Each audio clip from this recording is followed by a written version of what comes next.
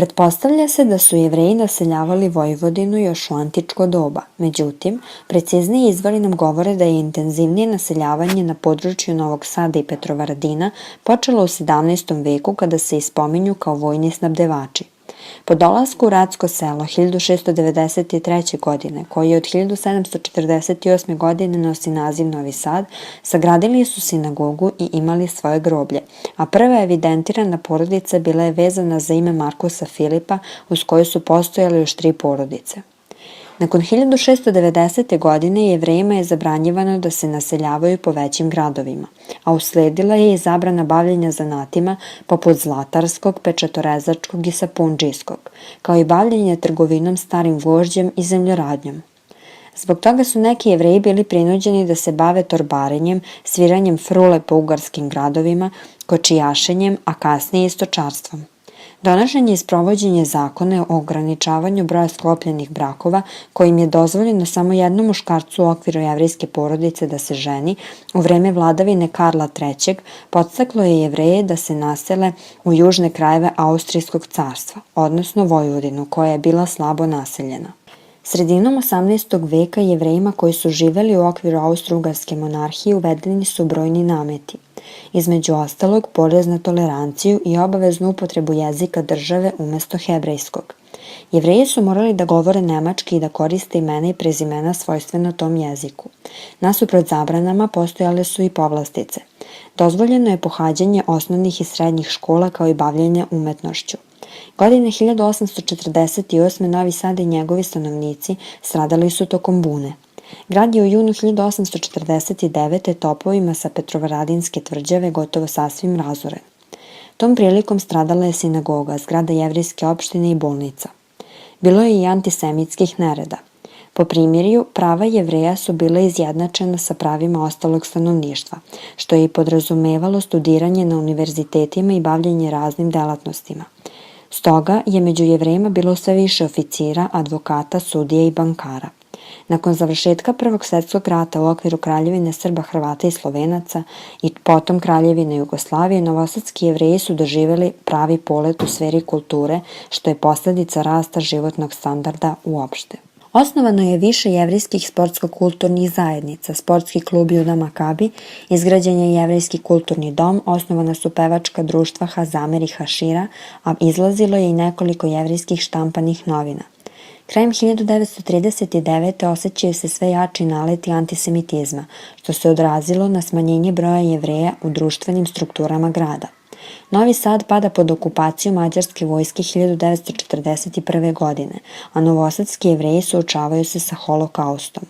Od 21. do 23. januara 1942. godine okupacione vlasti sprovele su trodnevnu raciju u kojoj je ubijeno preko 1200 osoba, uglavnom Jevreja i Srba, kao i građana druge etničke pripadnosti.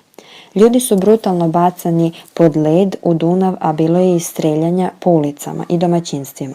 Preostali novosadski Jevreji su krajem aprila 1944. godine sakupljeni u sinagogi i odatle deportovani u nacističke logore smrti.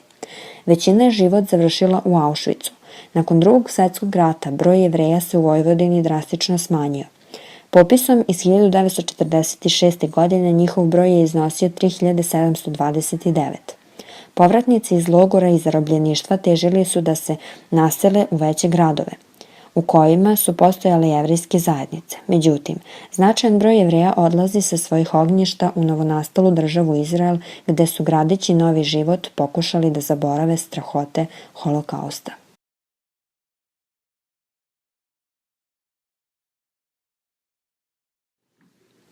Jevrejska ulica je dobila naziv po Jevrejima, semitsko-etničkoj grupi iz Mesopotamije, koja prema tradiciji vodi poreklo od Ibrahama i Mojsija. Proganjani su još od rimskog doba, naseljeni po čitavom svetu. Pred Drugi svjetski rat ukupan broj Jevreja je iznosio 17 miliona, a posle rata taj broj se smanjio za 6 miliona. Novosadska sinagoga je jedan od uzornih primjera secesionističke arhitekture na području Vojvodine. Objekat je urađen prema projektu budimpeštanskog arhitekta Lipota Baumhorna, jednog od najvećih predstavnika secesionističke arhitekture na ovom području. Dve izražene kule na ulazu simbolišu državu i jedinstvo. Na središnjem delu prednje fasade ispisana je rečenica koja u prevodu znači: "Neka ova kuća bude molitveni dom za sve narode." Izgrađena je 1906. godine kao peta sinagoga u Novom Sadu, nakon što je prethodna stradala u bombardovanju 1849. Sa zgradom Jevrejske osnovne škole sa leve strane i zgradom opštinske službe sa desne čini arhitektonsku celinu. Uoči deportacije 1944. godine u njoj su Jevreji bili zatvoreni, a potom poslati u logore smrti. Zbog finansijske nemogućnosti jevrejske zajednice da obnovi i održava objekat, početkom 90. godina prošlog veka on je ustupljen gradu na korišćenje. Danas se sinagoga pretežno koristi kao koncertna dvorana. Pavle Šosberger je bio ugledni član jevrejske opštine kao i njen predsjednik 13 godina. Bio je pisac, publicista i borac protiv zaborava. Napisao je knjige o Jevrejima Novog Sada i ostavio veliki trag na kulturu i istoriju našeg grada. Nosilac je 3 ordena i sarađivao je sa mnogim institucijama i pojedincima na proučavanju holokausta na prostorima Vojvodine. Posvećen mu je prolaz kod sinagoge. Paula Šosberger je postala Novosađanka udajom za Josipa Šosbergera. Upamćena je kao svestrana aktivistkinja na polju kulture i obrazovanja. 30. godina 20. veka je osnovalo jevrejsko zabavište koje je bilo na toliko dobrom glasu da su upisivana i deca drugih konfesija. Ona je ubijena u Novosadskoj raciji, a 2009. godine je dobila ulicu.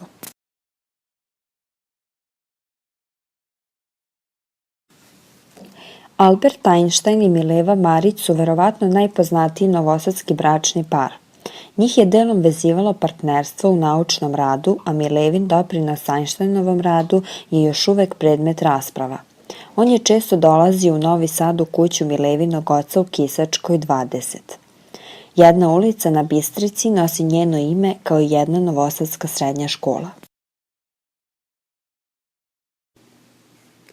Danilo Kiš je rođen u Subotici od oca Edvarda Kiša, mađarskog Jevrejina, i majke Milice Dragićević, Crnogorke.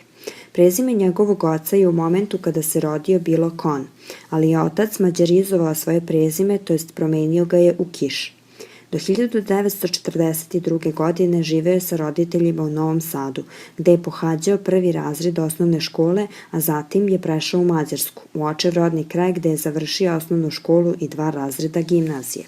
Spada među najveće savremene srpske pisce. Pisao je romane, pripovetke, drame, eseje, pesme. Glavna dela su Grobnica za Borisa Davidovića, Bašta, Pepeo, Rani Adi i mnogi drugi. Aleksandar Tišma je književnik čije je delo poznato i van granica jezika na kom je pisao. Novosadske ulice i građevine imaju važno mesto u Tišminoj prozi. To se najviše vidi u romanu Knjiga o Blamu, čija je radnja smeštena u zgradu koju Novosađani zovu Tanurdžićeva palata. U toj zgradi je stanovao i sam Tišma. Ulica posvećena njemu se nalazi u užem centru grada. Pavle Pap po nadimku Šilja je rođen u Perlezu u jevrejskoj porodici Henrika Papa. Bio je student medicine i narodni heroj Jugoslavije. Kao student u Beogradu uključuje se u Savez komunističke omladine Jugoslavije, a član Komunističke partije Jugoslavije je bio od 1934. godine. Posle izdržane robije zbog mnogobrojnih političkih akcija radi na obnovi partijskih organizacija u Vojvodini, a zatim prelazi u Zagreb. Posle dolaska Ustaša na vlast, po direktivi odlazi na rad u Dalmaciju, gde formira 7 odreda. Posle jedne borbe pao je u ruke Italijanima. Junački se držao na streljanju u Gradinu 1941. godine. Primarius dr. Stevan Goldman je bio profesor Medicinskog fakulteta u Novom Sadu, kao i jedan od osnivača Instituta za plućne bolesti u Sremskoj Kamenici. Rat je proveo u nekoliko logora da bi se posle rata aktivirao kao oficir Jugoslovenske narodne armije. Ostao je upamćen kao veoma vredan čovek na polju međunarodne saradnje i pionir u uvođenju novih metoda rada u medicini. Ulica koja vodi ka institutu nosi njegovo ime.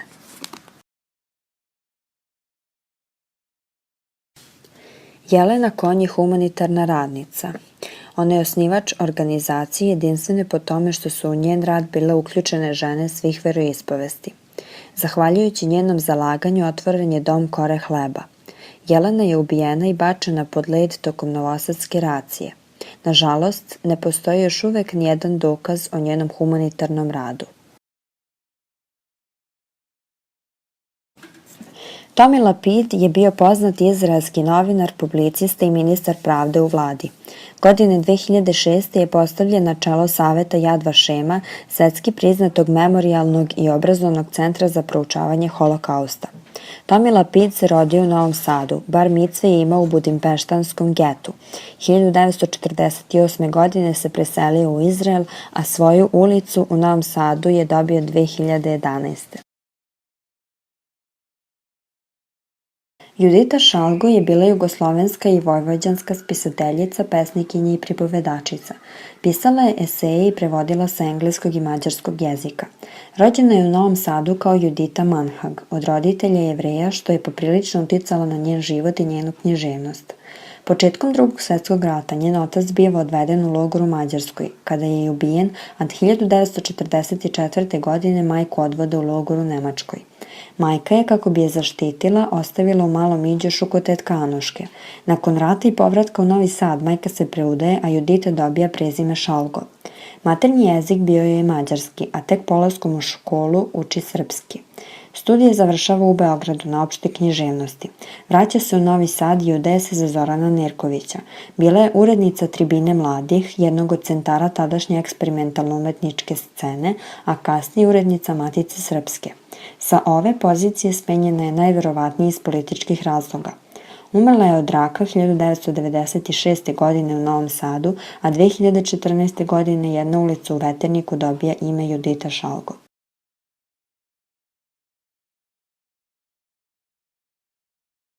Prema projektu arhitekta Nikole Handlera 1931. godine osnovan je dom za stare i siročad. Dom je predviđen za oko 50 do 60 starijih članova i 60 dece. Deca su posle godinu dana boravka u školi mogle da krenu u osnovnu školu kao redovni učenici, iako pre toga nisu redovno pohađala nastavu niti imala osnovne uslove za učenje. Postojao je jasan kućni red i plan rada doma. On je radio sve do Drugog svetskog rata, kada su okupatorske vlasti prebacile decu preko granice, nakon čega im se gubi svaki trag. Štićenici doma su bili deportovani zajedno sa ostalim Jevrejima, uglavnom u Auschwitz. Danas je u ovoj zgradi radio televizije Vojvodine. Kompleksu sinagoge i tom stilu gradnje pripada zgrada bivše jevrejske osnovne škole koja je izgrađena 1907. godine. Škola je osnovana 1802. i uspešno je radila, imala je veoma veliki ugled. 1921. godine ona je proglašena državnom školom i nosila je naziv Osnovna škola u Futoškoj ulici. Nakon racije broj đaka se dramatično smanjio, pa nije imala uslova za dalji rad, te je ona danas baletska škola koja je restitucijom vraćena jevrejskoj opštini Novog Sada. Prvo humanitarno udruženje za pomoć sirotinji nastalo je 1925. godine kao društvo za besplatno deljenje hleba pod vođstvom istaknute članice jevrejske zajednice Jelene Kon. Ono se nazivalo Humanitarno društvo Kora hleba i dečije obdanište. Uz pomoć tadašnjih najuglednijih žena Novog Sada, ona je uspela da osnuje ovu organizaciju. Ubrzo je otvoreno obdanište pod nazivom Kora hleba i dečije obdanište. Organizacija je dobila svoju zgradu tek 1933. godine u ulici Sonje Marinković, sagrađenu po projektu Đorđa Tabakovića i predstavljala je prvu namensku zgradu te vrste. Iznad ulaza dvospratne građevine moderne arhitekture nalazi se skulptura Majke sa detetom autora Mihajla Korna po nacrtu Jelene Kon. Nakon Drugog svetskog rata zgrada je nacionalizovana i tom prilikom je pretrpela manju adaptaciju. Ovde se i danas nalazi dečiji vrtić. Članovi jevrejske zajednice morali su da uloži izuzetan trud da bi 1935. godine sagradili jevrejski kulturni dom. On je izgrađen kao rezultat istrajne i teške borbe. O veličini predratne jevrejske zajednice svedoči sala koja je omogućavala izvođenje kulturnih programa.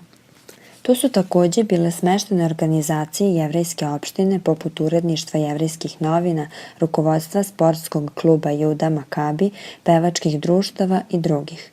U ovoj zgradi se odvijao najveći deo aktivnosti jevrejske zajednice u Novom Sadu do Drugog svetskog rata, a danas se tu nalazi Visoka škola strukovnih studija za obrazovanje vaspitača i ona je takođe restitucijom vraćena jevrejskoj opštini Novog Sada.